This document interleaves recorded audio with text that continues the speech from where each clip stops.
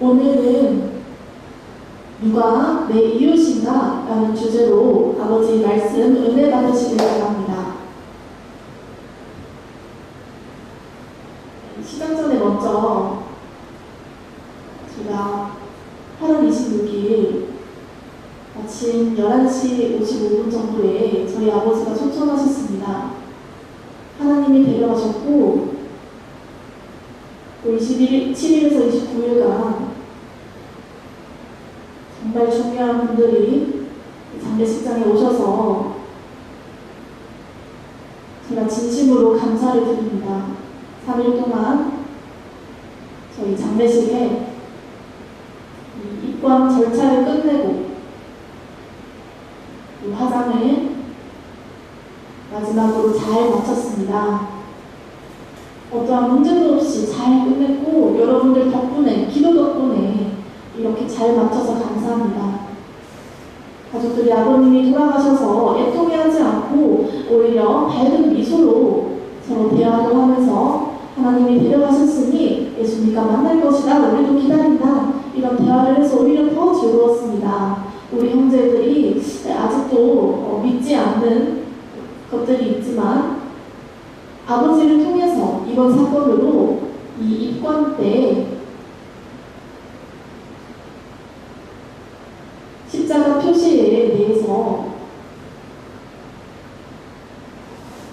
넣은 것을 보고 사람들이 충격을 받았지만 하나님 바로 데려가셨고 그 지옥에도 아닌 아버지께서 데려가셨기 때문에 정말 별탈 없이 잘 입관 절차까지 마쳤습니다.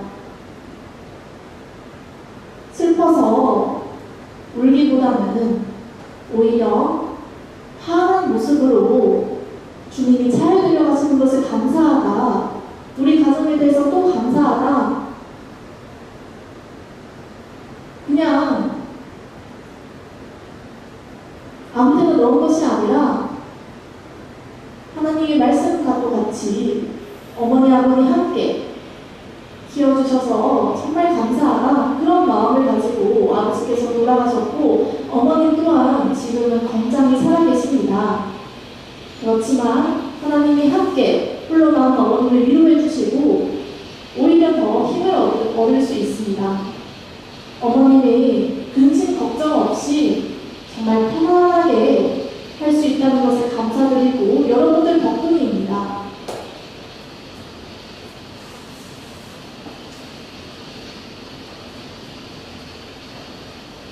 오늘은 누가복음 10장 29절에서 37절 말씀 함께 보겠습니다.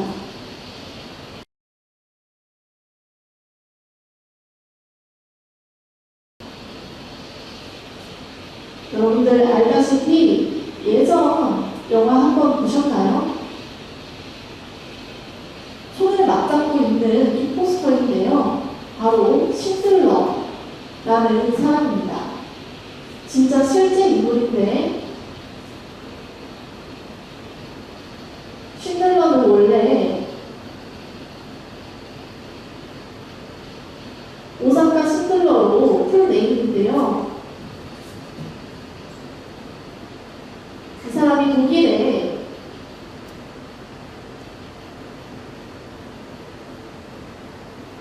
독일 유대인 가정에서 태어났는데 잠시 독일로 이주해서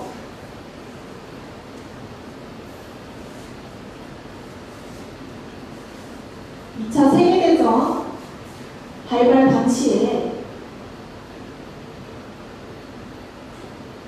폴란드의 침략 목적으로 큰 가정 옆에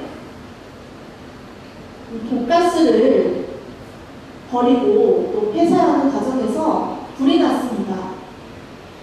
그렇게 해서 사람들이 다 붙잡아 놓고 있는데 이분의 역할은 산업화 공장에 냄비를 만들고 파는 일이었습니다.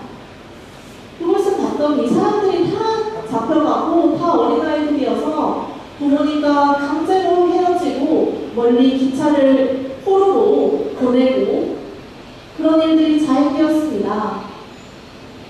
그래서 이 사람들이 봤을 때 너무 좀 불쌍하다. 그 돈가스실에 끌려가서 죽는 유대인들을 보고 이 맞장구 포스터 중간을 보시면 정말 이렇게 흔들리고 고난을 받는 그런 민족이 이 상황이 자기와 똑같다.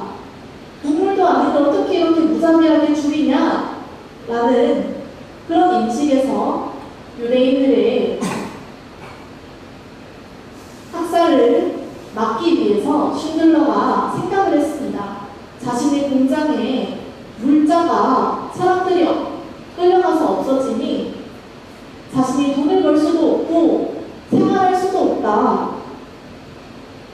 그래서 사람들이 다 굶어 죽는 것을 표면적으로 유대인들의 포로들을 붙잡아가지 않고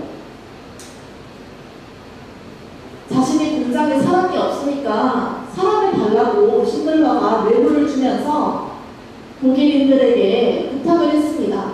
그렇게 100명씩 사람들을 끌고 모아서 1100명 정도의 사람들을 자신의 공장에 왔습니다. 정말 어마어마한 돈을 사들여서 그 사람들을 데려왔는데 그렇게 물자를 팔고 했습니다. 그렇지만 하자가 있는 것을 발견해서 사람들이 의심을 했음에도 유대인들은 다시 포로로 끌려가야 된다라는 절망적인 소식을 받았습니다. 그래서 쉰들러는 낙담을 하고 계속 기도를 했습니다. 한 사람이라도 구원하기 위해서 열심히 하다가 2차 세계대전이 끝이 나서 기쁨을 가지고 그 사람들을 이제 죽이지 않고 독일인들에게 더 이상 학살은 어렵다 라고 판단해서 사람들을 데려왔습니다. 유대인들을 데려오는 것은 불법이지만 그들을 총살하는 것이 마땅했음에도 쉰들러는 2차 세계대전이 끝이 나자마자 다시 자신의 공장에 사업이 망하게 되고 돈을 벌기도 어려워서 1959년 갑자기 독일인의 부탁으로 1100명 이상이나 유엔이라든지 다른 국제관계들과 모색 끝에 유대인들의 성인으로 모시게 되었습니다. 다른 사람들이 어떻게 너무 감사하다 이런 말을 많이 받고 자손까지 포함해서 6배나 더 늘어나서 6,000명의 유대인이 살아남게 되었습니다. 학살을 한 유대인들은 별로 되지 않고 쉰들러에 보면 정말 양심 있는 사람이다. 그 이유가 무엇인지 유대인들을 돕고 싶다라는 마음이 강해서 독일인들이 나쁜 사람들이었지만 거기에 반해서 유대인들을 지켜보고 그들이 가진 게 아무것도 없지만 오히려 학살당했지만 그들에 반해서 계속 뇌물을 주고 한 사람이라도 살리기 위해서 분주하게 유대인들을 구했던 것입니다. 그래서 한 명씩 유대인들을 빼내고 그렇게 해서 1100명까지 되었던 것입니다.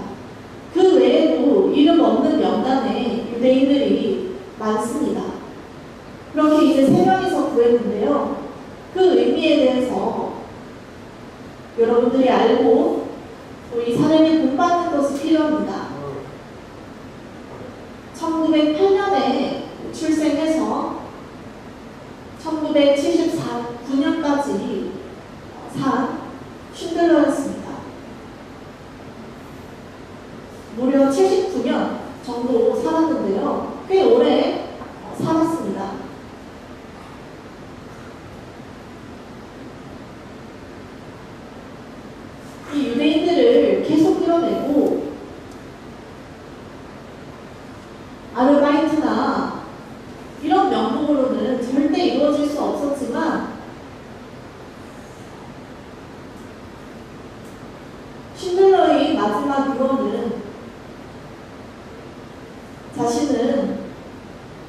유대 땅에 다시 돌아가고 싶다. 아니, 네 출신이 독일인데 유대 땅으로 돌아가고 싶냐? 라고 했습니다. 그 은혜 모아서 자신의 유대인들을 도와주고 또 그런 반지를 유대인들이 고마움의 표시로 만들었습니다. 그래서 한 사람의 생명을 구원하는 것이 정말 중요하다라는 영어 문구를 반지 안에 새겨서 그것을 확증했던 것입니다. 그 사람이 없었으면 지금까지도 유대인들은 아마 불행적으로 살았을 것입니다. 그 은혜에 감사하며 하나님의 말씀 또한 여러분들께 전하고 싶습니다.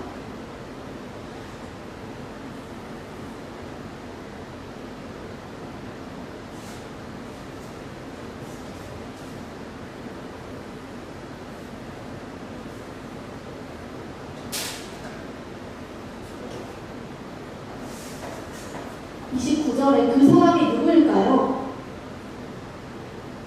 재판관이나 정말 훌륭한 그런 보여주기식 사람입니까? 이 율법책에 잘 정말 전달하고 어떠한 잘못도 없냐? 예수께 여짜오되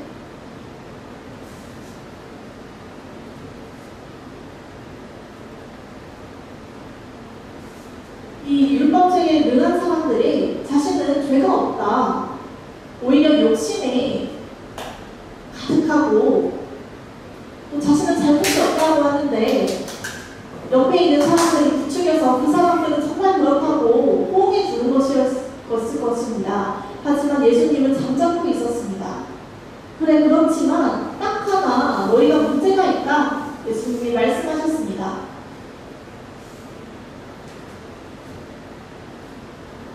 그러면 내 이웃이 누구니까?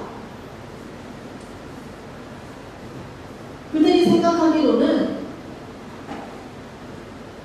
이 바리새인들은 교회에 잘하고 회당에서 사람들을 잘 가르치고 내가 헌금도 많이 하고 금식도 열심히 기도를 하고 그랬는데 내 이웃이 과연 누구냐?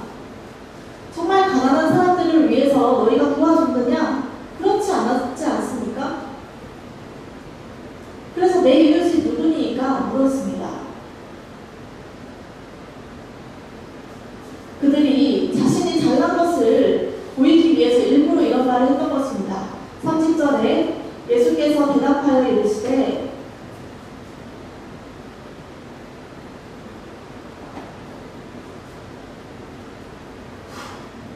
어떤 정말 모르는 사람이 낯선 사람이라는 의미고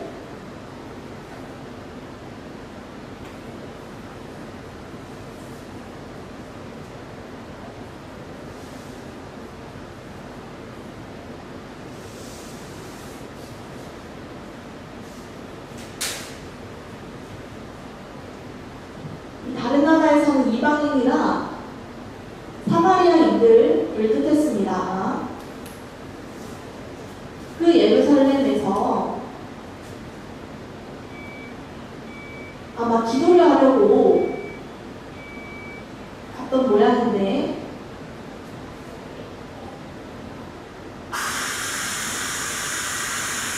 예루살렘 기준으로 3달 정도가 높은 구간이 사람들이 걸어가야만 했습니다. 이게 250m 정도 해당이었는데요. 그 예루살렘에서 여리고로 내려가다가 강도가 도사리고 있었습니다.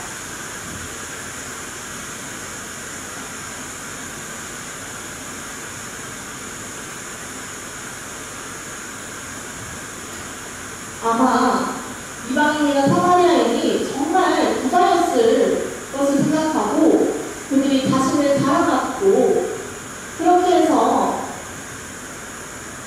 내려가다가 갑자기 도적들 떼가 그 한 명을 사로잡아서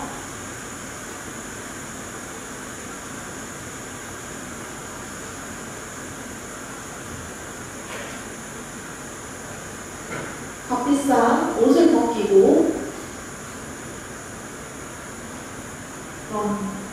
정말 비싼 옷들, 좋은 옷들을 다 벗기고 심지어 때리기까지 하고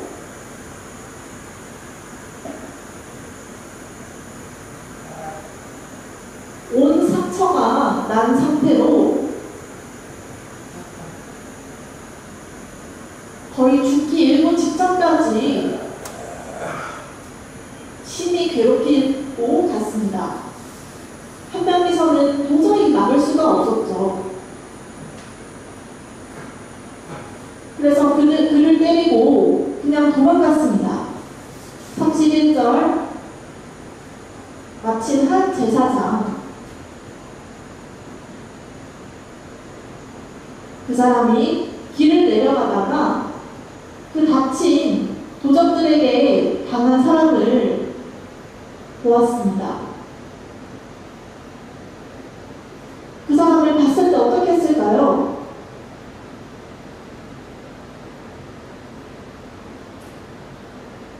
그 사람을 보고 아는 사람이었으면 어땠을까요?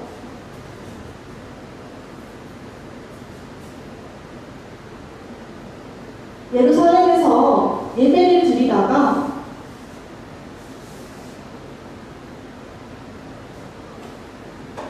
같이 있던 사람이었으면 알아봤을 텐데 모르는 사람이라고 그냥 지나간 것입니다. 예배를 할 때 우리가 보통 아는 사람이면 아는 체 하는데 그냥 지나간다면 어떻게 생각할까요? 더 배신감이 들지 않겠습니까?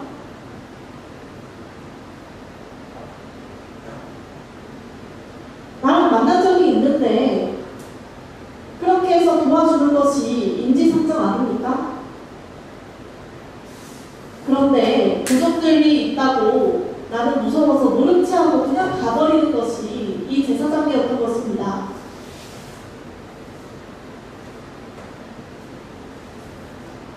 그래서 힐끗 보다가 나는 약속이 있다. 나는 다른 대도하는 약속들이 있다는 그런 핑계로 거짓말을 치고 그 대신에 저쪽으로 가보면 될 것 같다 그런 거짓말로 아마 자신은 그냥 갔을 것입니다. 이 제사장이 바로 이런 모습이었습니다. 우리 성도들이 정말 믿는 것이 무엇입니까? 우리가 아는 사람들에게는 같이 인사를 하고 하지만 바깥에 나가면 예전 교회를 다녔던 사람들의 인사를 해도 그냥 쌩 받고 그런 행태에 대해서 우리가 부끄러울까봐 일부러 피하고 다니며 오히려 내가 옛날에는 교회를 나갔는데 지금은 좀 어렵다 라는 말도 없이 계속 숨어서 먹고 그런 행태가 바로 제사장과 똑같다는 것입니다. 이 마음이 죄가 가득해서입니다.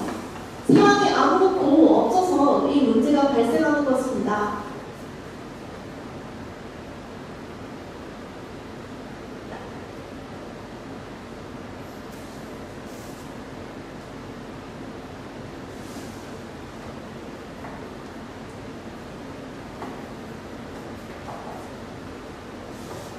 누가복음 9장 3절 말씀을 보면 이르시되 예수님께서 제자들에게 12제자들에게 말씀하시기를 여행을 위하여서 꼭 당부하는 말인데 아무것도 가지지 말라고 했습니다. 여러분들 이해가 되시나요? 보통 여행을 갈 때 미국이라든지 이런 해외여행을 할 때 꼭 필요한 물건들이 있지 않습니까? 우리가 필요한 물건들, 카메라든지 그냥 가는 것은 안 되죠. 뭐라도 좋은 고가의 물건들, 배낭이라든지 신발이라든지 산을 오를 때 좋은 신발을 메고 간다든지, 그리고 코어 신발이라든지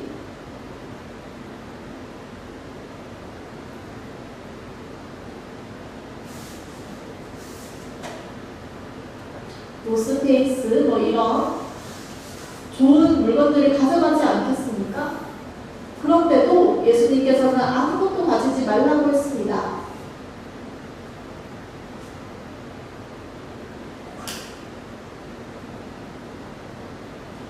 지팡이만, 그 의미는 바로 좋은 값비싼 것을 가지고 산으로 올라갈 때 쓰는 용도 있습니까?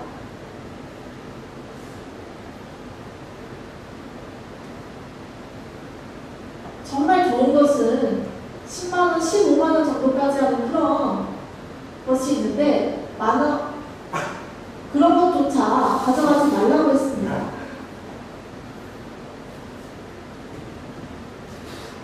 지팡이 하나면 족하다.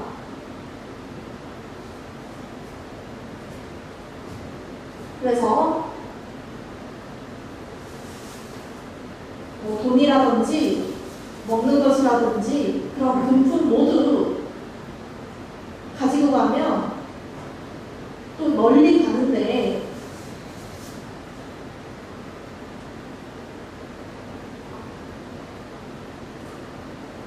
양식이나 돈이나 두벌 옷을 가지고 가지 말라고 했습니다. 여행에 가는 필수품인데도 불구하고 가지고 가지 말라고 했는데, 꼭 필요한 물건에 대해서만 하고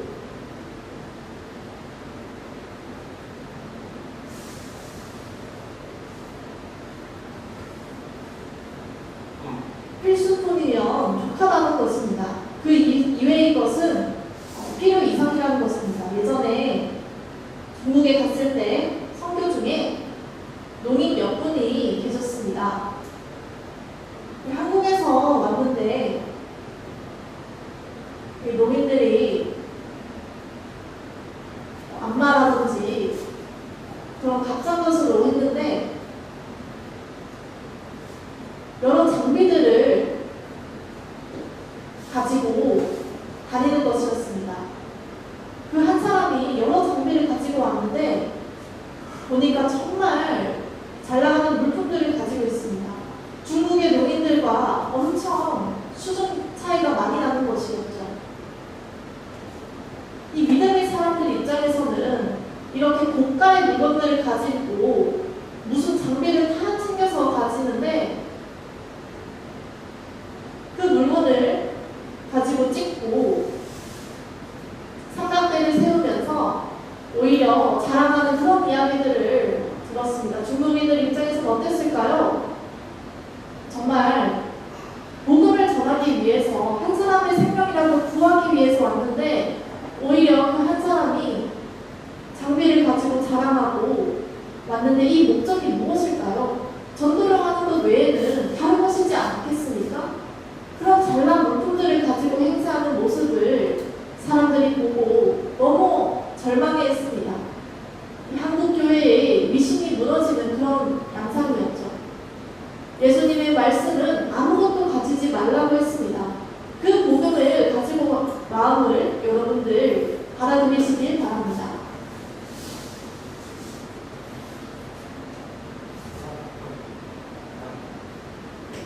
또 말씀을 보면 32절에 레위인도 제사장과도 같이 그 역할이 무엇입니까?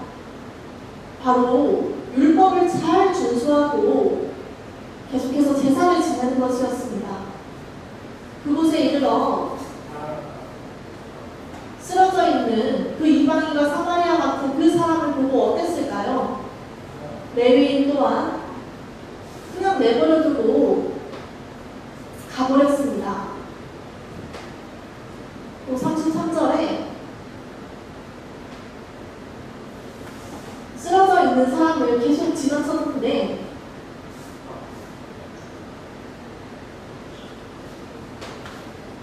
그 의미는 자신이 민족이 아니기 때문에 우리는 보살필 필요가 없다라는 인식이 팽배했습니다. 서로 이웃임에도 불구하고 그들을 이웃으로 받아들이지 않고 오히려 서로 언쟁을 하고 그렇게 싸우는 모습들이 평안이 없다는 모습과도 같습니다. 시골에는 특별히 그런 일들이 없고 잘 지내면서 이웃과 함께 모여 갈등이 없는데 특히나 도시 같은 지역은 예민하게 사람들이 서로 힐끗힐끗 보며 인사조차 없는 경우가 많지 않습니까? 우리 이웃들을 보면 인사하는 게 인지상정인데 그렇게 농인들도 함께 대화를 나누면서 알게 되는 건데 처음에 인사를 하고 농인들은 남자 여자가 또 인사를 하지 않는 것이 좀 그렇긴 한데 서로가 이렇게 사랑이 필요하다는 것입니다. 33절에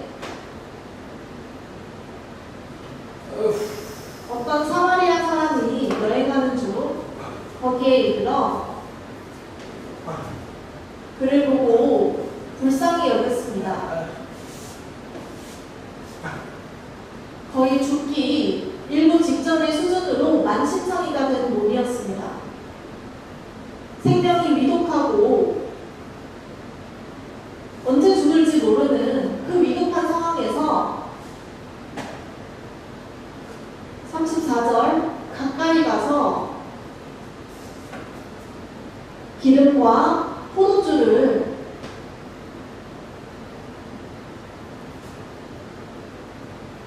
아마 향유와 같이 그런 비싼 기름이었는데 보통 올리브 기름이 아니라 향기가 나는 거여서 더 소비가 적었습니다. 그 포도주를 가지고 상처에 붓고 알코올과 같은 소독작용이 있었습니다.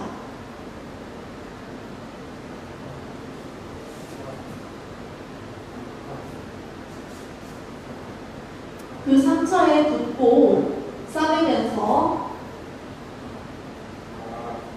자기 짐승에 태워 주막으로 데리고 가서 그를 지극정성으로 돌보았습니다. 35절 그 이튿날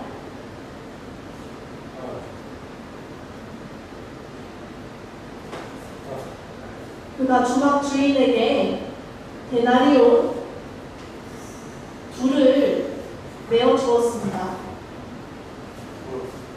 그러면서 이르되 이 사람을 돌보아 주라. 돌보는 비용이 더 들면 내가 더 그만큼 갚을 것이다. 내가 돌아올 때에 갚아주겠다. 그렇게 약속을 했다는 것입니다. 집주인이 그 병자를 고쳐주면서 돈을 받고 그런 내용이었습니다. 이 사마리아인의 정말 이 갸륵한 정성이 있었던 것입니다. 우리의 입장은 어떻습니까? 정말 이들을 돌보지 않는다면 여러분들이 그냥 무시하고 간다면 이 예수님의 말씀이 있음에도 우리에게 명하고 있지 않습니까? 우리에게 사랑을 베풀라 라고 말씀을 하셨던 것입니다. 부유하든지 부유하지 않든지 상관없이 우리의 마음으로 지극정성 이웃을 보살펴야 한다는 말씀입니다. 돌아왔을 때 갚으리라는 그 말 또한 어떻습니까? 2데나리온이면 정말 비싼 금액입니다. 병자를 위해서 치유하여 주겠다. 그렇게 했던 것입니다. 이 신라의 영화를 보면 20, 30대 정말 건장한 여성들이 수영을 하고 있다가 어느 날 외국인 부부가 함께 놀던 중에 실수로 차에 상처가 나서 자신의 몸에 상처가 나서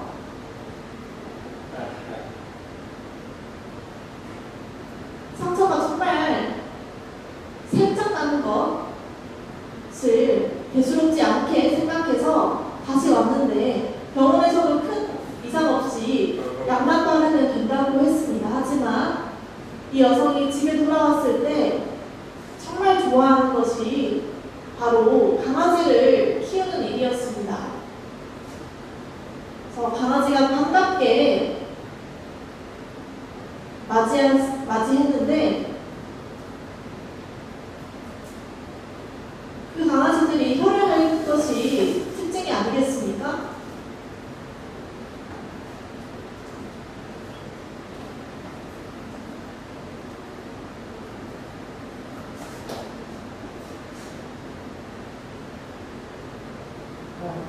그렇게 너무 강아지를 사랑했는데 갑자기 헬라니가 없어지면 어떻겠습니까? 그 전에는 작은 상처일 뿐이었는데 강아지가 할 때도 문제 없었는데 갑자기 팔 다리가 절단된 것이었습니다. 어떻게 됐을까요? 우리 생각에는 전쟁이 나야만 갑자기 팔다리가 잘려지는데 이런 일이 생겼다니 너무 충격적인 일이었습니다. 그 강아지가 문제였던 것입니다. 상처 난 곳에 강아지가 혀를 핥는 바람에 이것이 병균이 옮아서 다리까지 타고 들어갔습니다. 그렇게 염증이 생겨 골만 터지고 그 결과 까만 멍들이 팔에 생겼던 것입니다. 의사는 세포가 전염이 돼서 이것이 도저히 손을 쓸 수 없다. 이것이 온몸을 타고 가기 때문에 결국에는 절단해야 된다. 다리까지도 절단해야 되는 위기에 처했던 것입니다. 어떻게 해야 되겠습니까? 너무나 큰 실수였죠. 정말 예쁘다고 사람을 듬뿍 담아서 해줬는데 말이죠.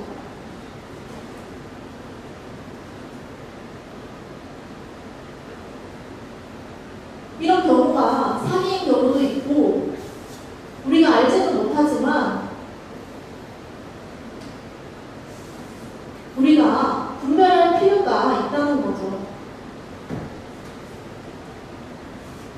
가난한 사람들에게는 돈을 쓰지 않고 오히려 우리가 필요한 곳에만 쓰고 또 고가의 차를 모는 사람들이 또 빈곤하게 사는 그런 실태가 있다는 것입니다. 정리해보자면 다른 이웃들을 위해서 사마리아인들이라도 그들이 행세를 본받고 그 믿음으로 우리가 생활하시길 바랍니다.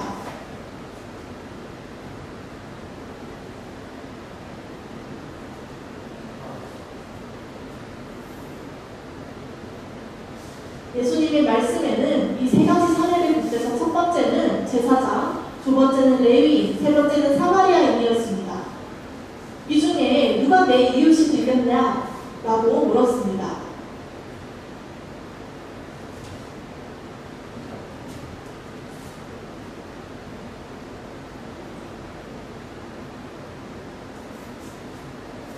누가 이루시겠습니까? 당연히 사마리아인 아니겠습니까? 제사장이나 레위인은 자신의 자존심으로 다른 사람들을 업신여기고 그들을 이웃으로 생각하지 않았지만 사마리아인은 정말 넓은 배려 있는 마음으로 그 어느 누구나 상관없이 사랑으로 이웃을 대했던 것입니다. 37절에 이르되 사마리아 사람의 자비를 베푼 자니이다. 예수께서 이르시되 그래 내가 잘 알고 있다. 그러니 가서 너도 이와 같이 하라.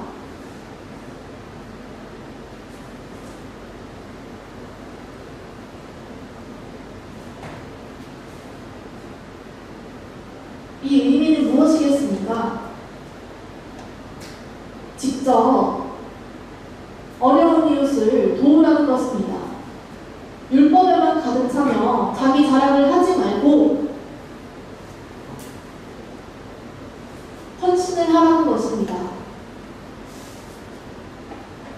보통 출마 전에는 사람들이 굳은 일도 하고 다른 사람들에게 연기를 하지 않습니까? 그런데 당선되고 나면 국회의원들이 어떻습니까? 전혀 도우지도 않고 그런 행태는 보이면 안 됩니다. 정말 마음이 바뀌지 않고서야 어려운 이웃들을 도울 수 없는데 떨어지건 상관없이 하나님이 영광을 받으시기 위해서 여러분들이 이와 같은 일을 행해야 합니다. 세 번째, 이 사마리아인 경우와도 같이 예수님께서 너도 이와 같이 하라고 명했던 것입니다. 아마 대부분 사람들은 나는 하기 싫어요 라고 할 수 있겠지만 우리 교회부터 먼저 사람들을 돕고 아무것도 모르는 분들이 사회적 약자들이 많지만 그들에게 전도를 하면서 사랑을 베풀며 그럴 때 아버지께서 확증해 주신다는 것입니다.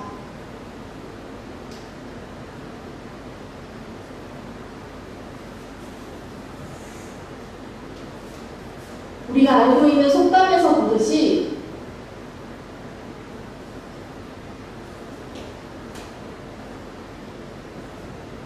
양반은 하인이 양반시킨다는 것입니다. 이 말을 종합해보자면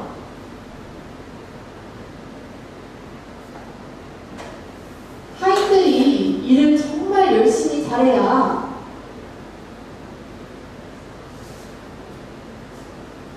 고위 관료 윗사람이 칭찬을 받고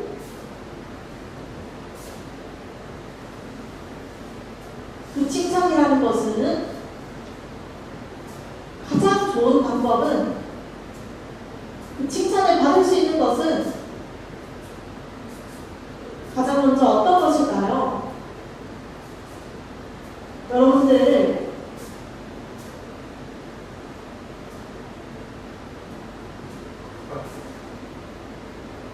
그런 칭찬이 없었다면 가짜로 받는 것입니다. 우리가 받는 조건이 무엇일까요? 돈을 받으면 또 칭찬을 받는 경우도 있죠.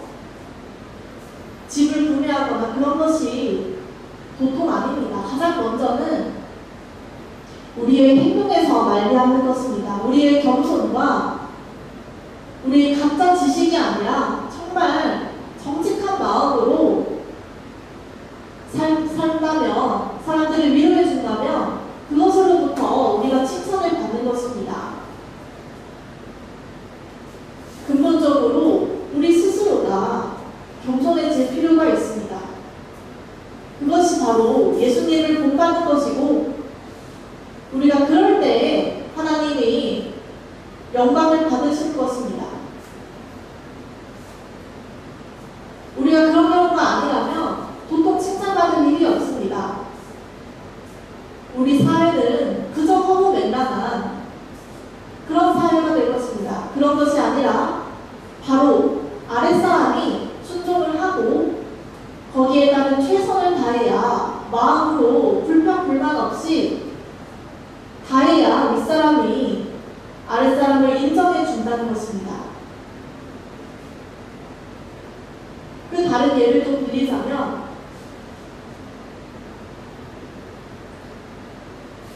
미국에서 아프리카인들이 노예인 시절이 있었지 않습니까? 그럴 때 이 백인이 흑인을 집을 짓는데 부탁을 했습니다. 흑인 여럿이 다 불만을 가지며 백인의 말을 따르지 않고, 그 백인이 시켰음에도 집을 만드는 데 있어서 정말 좋은 재료를 내가 줄 테니까 해달라고 했는데, 이 흑인들은 그냥 하찮게 여겨떨었습니다. 물건도 다 주인이 사서 제공한다고 해도 정말 좋은 물건을 짓기만 하면 된다고 했는데, 흑인들이 오히려 대항하고 주인을 미워하기 시작했습니다. 그래서 집을 만들 수 있겠습니까? 오히려 그냥 대충 집을 허술하게 짓고 마감도 엉뚱하게 한 채로, 그렇게 자기들은 이제 일이 끝났다라고 생각을 했습니다. 그렇게 사건이 일단락되고 집을 돌아왔을 때 겉보기에는 집이 괜찮아서 했던 말이 무엇이지 않을까? 집을 너희에게 주겠다. 나에게 순종했으니까 내가 너희들에게 집을 주겠다고 했을 때 흑인들이 정말 간장이 선호했을 것입니다. 집을 너무나 헐렁하게 허술하게 지었기 때문이죠. 그게 아니라면 정말 열심히 지었을 것인데, 정말 철근 모아두고 지었을 것인데, 오히려 그들이 허술하게 지어서 할 말이 없었던 거죠. 그런데 주인은 흑인에게 집을 주겠다고 했습니다. 이 율법의 제사장과 같은 삶을 살면 안 되는 거죠. 사마리아인들이 이웃에게 정을 베풀었던 것이 오히려 하나님께 복을 받고, 또 그 사례와도 같이 하나님이 정말 인정을 해주시고 성취를 한다는 것입니다. 그만큼 더 좋은 대우를 받을 수 있다는 것입니다. 자신에게 잘 복종을 해서 30년이 됐을 때 집을, 좋은 집을 주고 또 딸까지 결혼을 시키며 자신이 자식까지 내어줄 수 있는 그런 복이 있다는 것입니다. 내일 어떤 좋은 일이 있을지 모릅니다. 정말 사람들 이웃을 위해 섬긴다면 어떠한 좋은 것을 또 우리에게 주실지 모릅니다. 하나님께서 우리에게 계속해서 이런 대우를 해주실 것입니다. 정리하자면 누구든지 교만하고 자랑하기보다는 먼저 나 자신부터 겸손해지며 하나님을 믿으며 순종하며 그것에 최선을 다해서 하나님의 영생을 값없이 받을 수 있는 여러분들이 되길 바랍니다. 함께 기도하겠습니다.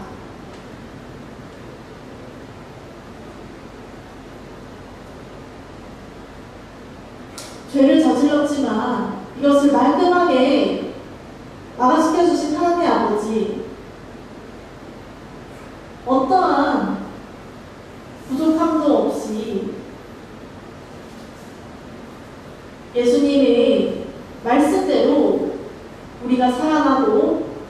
우리 구원을 위해서 받아들이며 은혜를 베풀 수 있게 해주셔서 감사합니다.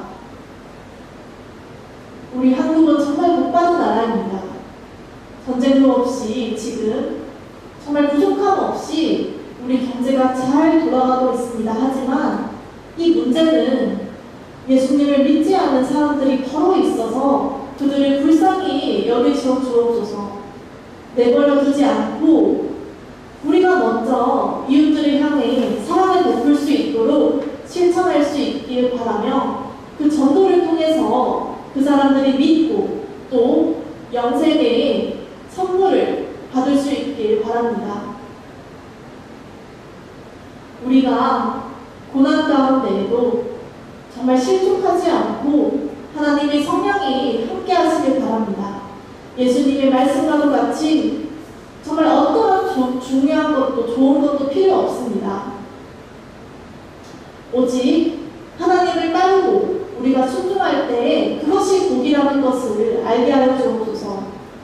우리 형제 자매님들이 믿음에 흔들리지 않고 정말 강인한 믿음으로 다시 일어서서 아버지를 따라 지혜롭게 살면서 이 세상 어떤 악에도 실족하지 않게 아버지 성령님을 통해서 이끌어 주옵소서.